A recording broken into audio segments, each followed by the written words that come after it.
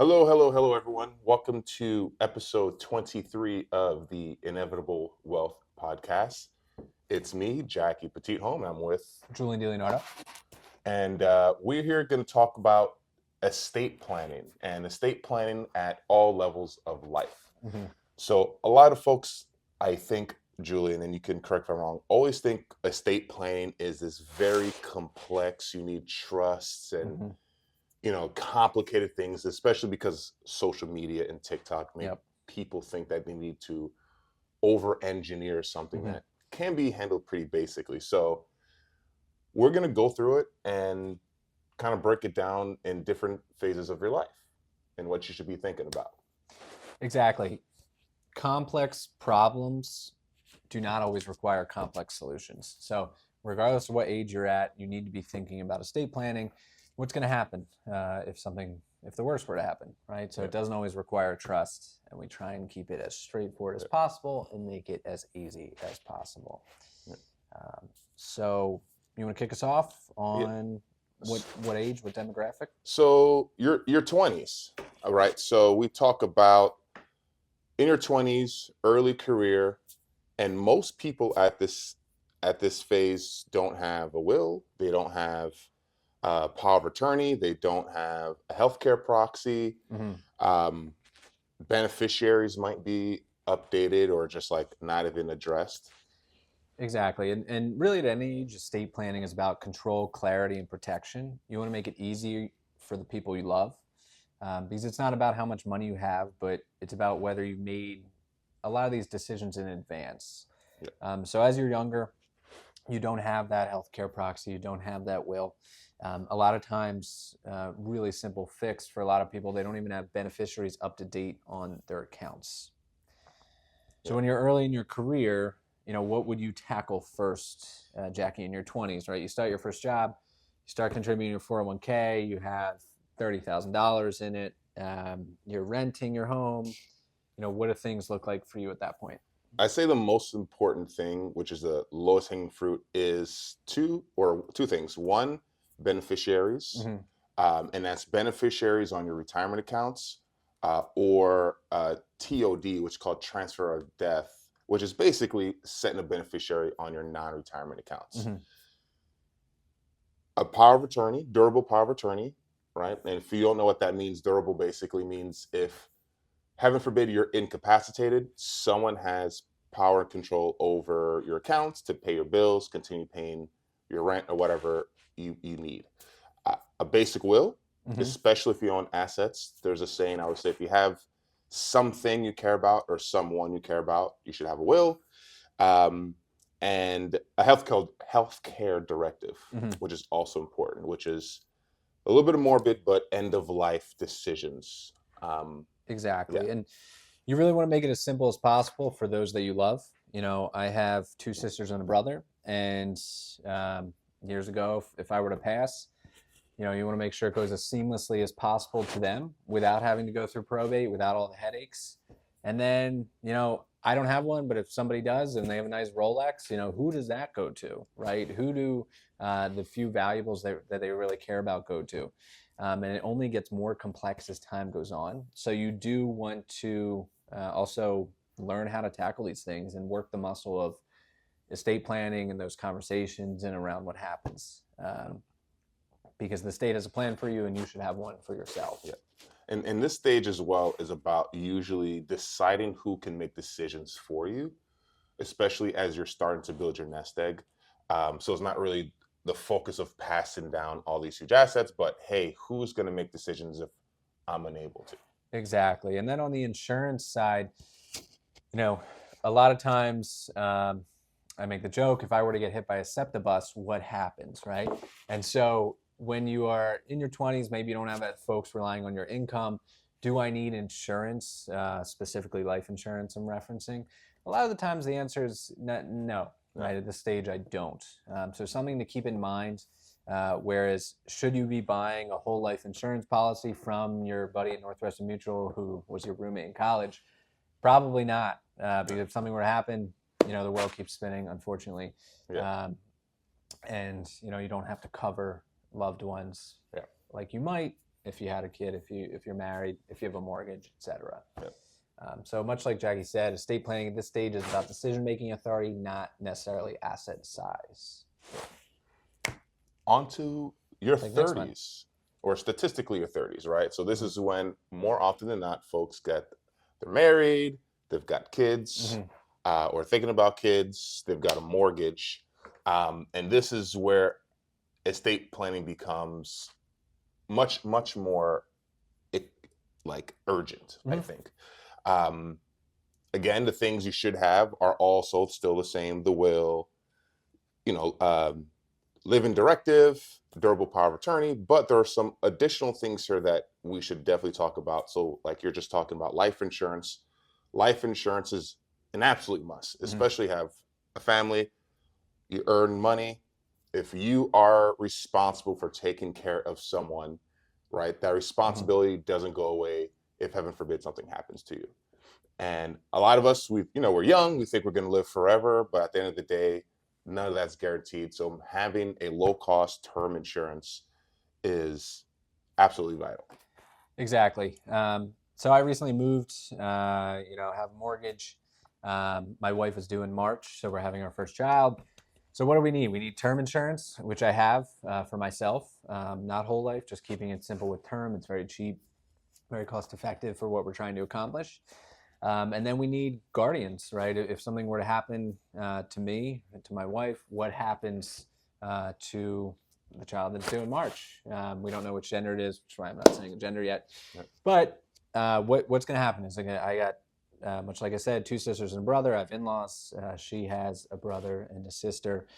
And so you never want there to be questions or unsaid things. You want to be very clear on who takes over the responsibilities of your life, the assets of your life, and make it all as streamlined as possible for your family. Yep.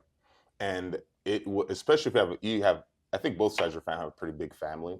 And sometimes making these decisions now when you have sound body and mind is important, because it might lead to some discomfort in the family if you're not around. Because everyone wants the best for your child if you're not around, and it can lead into some just disagreements. So choosing who the guardians will be in your will, but make sure you also have the conversation with those potential guardians. Say, hey, if something happens to us, you're in line to take care of our child, and make sure they're also on the same page, because again, you don't know where people are in their lives, but having that communication and kind of clear steps is very important. Exactly. And I'm laughing. We saw the Hillary Duff classic Cinderella story like 2 weeks ago. And they couldn't find the will at first. So Hillary Duff was raised by her stepmom, who wasn't taking the best care of her and was taking advantage of all the assets. Bottom line is it should be very clear and very concise and direct over who is going to raise, where the money's going. Is it for their benefit? What's happening? And you want to make sure all that's as clear as possible. Yeah. And a clear step here, outside of course, updating your will, is also updating your beneficiaries. So if up until this time, perhaps your spouse was your primary and like a sibling or parent was your contingent. Now you got kids, make sure your kid is the contingent. I do see oftentimes, as I should point out, especially with the families we serve, we'll help them get some insurance, and they will choose the expected guardian as the contingent beneficiary. Not good. Not the best idea. And I know you love and trust whoever this person is, but leave the life insurance proceeds to your child, because although you might trust and love whoever this person who you think will be the guardian, you're not around to make sure it gets carried through, and they have no legal obligation to use those funds for the benefit of your kid. So if your brother is going to be your guardian, leave the funds still to your child, and make sure your brother understands that they need to be the responsible adult with those funds. Exactly. Don't put it off because it's uncomfortable. Yeah. It's a conversation a lot of folks don't want to have. But it's very, very important. Things do happen, and you want to make sure it's as easy as possible for those that you love and care about. Yeah. All right. Oh, and if you change jobs several times in your 20s and early 30s, please consolidate your retirement assets so that there's not 4 old accounts that your family has to go find. with beneficiaries that don't exist. So they have to order more death certificates and send them over to these 401k companies that operate very slowly. So consolidate, keep it simple, make it as vanilla as possible for your family and for yourself. Yeah. Um, All right. 40s, peak 40s. earning years. Your You're peak. starting to pick up complexity in your work life. You're getting equity compensation, business ownership, larger retirement accounts, college planning comes into play. So all these different accounts, your own parents tend to be aging. So there's a little bit, a couple more questions over if something were to happen, who's going to raise your kids and things like that. What else would you add? What kind of should we tackle in our 40s? Yes. So as always, as major life updates, you should at minimum be just spot checking your will every 3 to 5 years, just to Mhm. make sure it makes sense. And, folks who you might designate as beneficiaries that may or may not be around anymore. But this is also a critical point where you want to review your life insurance. When you had if you're doing it correctly, your 20-year term or whatever it was back in your 30s, you want to make sure your term still aligns with what your trajectory of the growth of your nest egg. Or if you're some families, they had kids later in life, and they had shout out to my brother. He doesn't listen to this, but in case, right, he just he has got a 3-year-old now. Yep. So like that clock resets where okay, you still might have a young child on your as a financial responsibility. So you want to revisit that as well.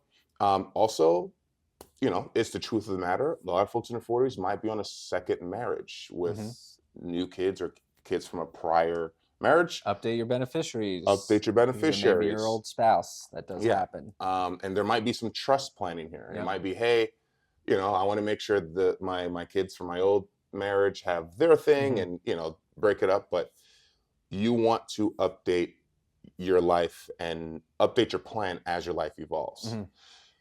You should evaluate umbrella insurance, right? Covers a lot of different things. We've talked about at length, but it's very cheap. Same thing. I think I pay $24 a month for sufficient coverage.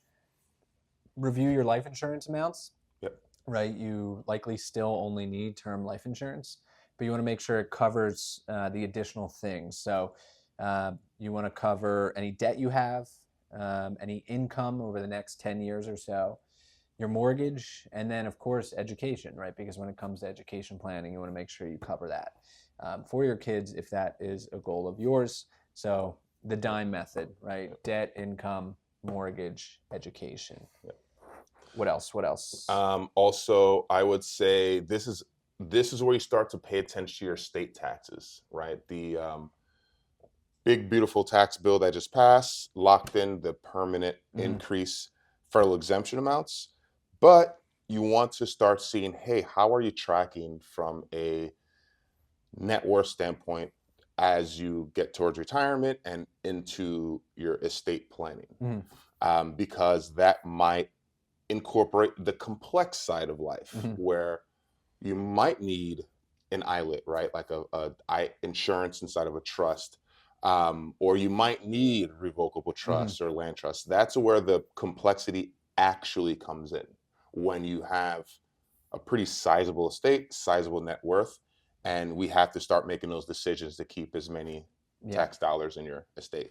And then during this whole time, based on your kids' ages, right, often recommend education, right? What made you successful as an investor or a business owner or someone, earning company stock or whatever it may be? What made you successful and how can you pass that along? Because at some point, if the worst were to happen, they may inherit a lot of things in their late teens, early 20s. And so you want them to be educated on what your values are, what your skills are, so that they can take over as seamlessly as possible. Because it's very hard to do, but it does happen.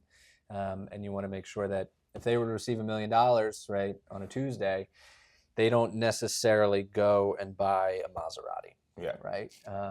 They understand sort of what your vision was and what your goals were. And so if it's college, it's college. If it's trade school, it's trade school. If it's starting a business, it's that. But it's not spent frivolously, because it's a very challenging time as it is. And the more skills you can pass along, the better. And also just a quick note, special needs trust planning as well. If there's a special needs child in your life, you got to plan around protecting them, leaving assets for them, building a trust for them, especially if perhaps might be only child. But Hmm. that is also something we typically see. It's in the middle, right? We say Hmm. 40s to 50s when we start to plan. It really just depends on your situation, but that is always something that you Hmm. want to keep in mind as well. Exactly. 40s, I would say you're laying a very strong foundation. And then when we jump into the 50s, which we can get into, it gets very strategic, right? It becomes about tax efficiency and asset transfer, Yeah. right? You've already picked and routinely updated who gets what, um, and who, essentially from an education perspective, how all that works. But now you will really want to focus on a lot of the longer term, right? So Roth conversion planning. Should we be doing Roth conversions year to year based on income? Charitable planning. Are we doing donor advised funds? Gifting strategies, right? Because your children are getting older.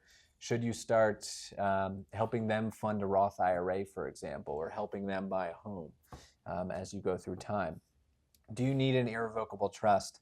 99% of the time, probably not, but for the 1%, and a lot of the families we work with, you may need that. Review your beneficiaries once again. Very vital. Jackie talks about it all the time, long-term care planning.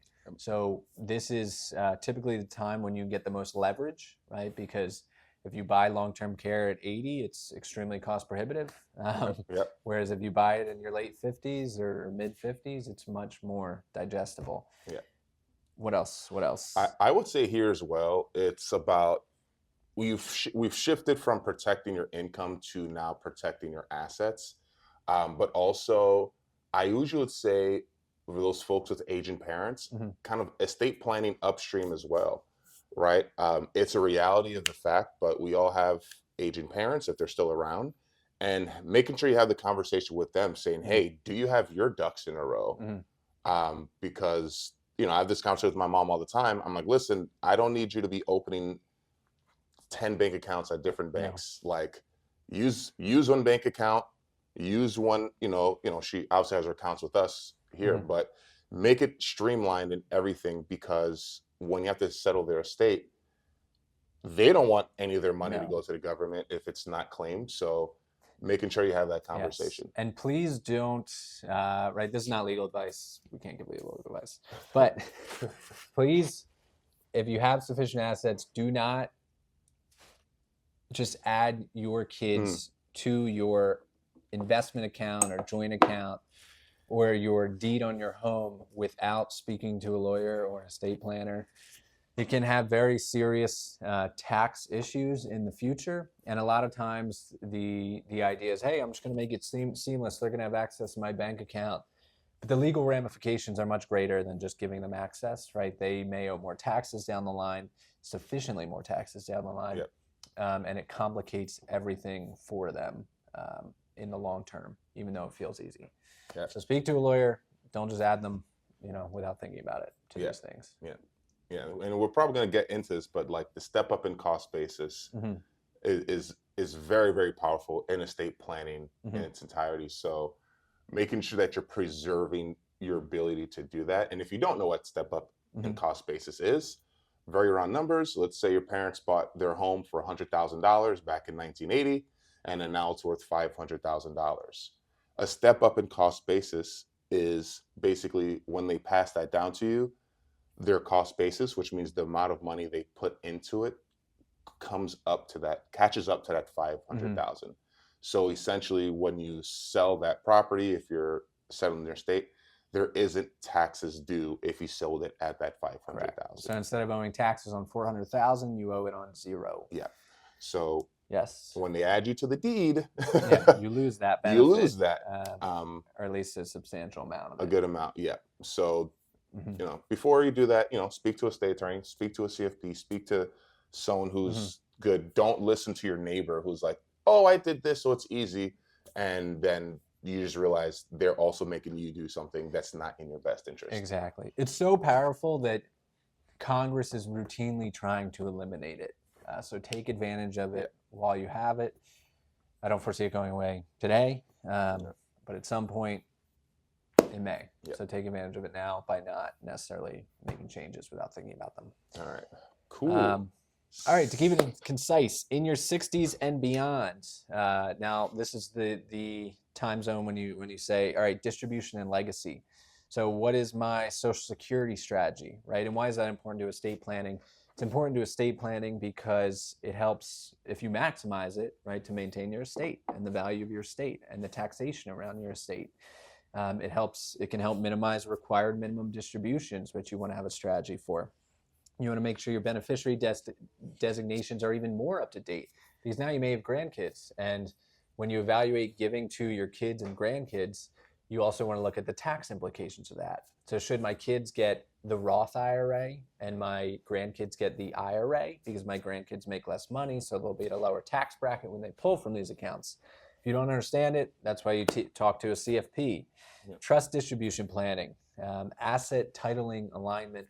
You want to make sure the titles around things are completely accurate, up to date, and clear. And you want to try and simplify things as much as possible. Much like we talked about, if you have 11 old 401ks, that's probably not ideal for your family should they have to deal with that.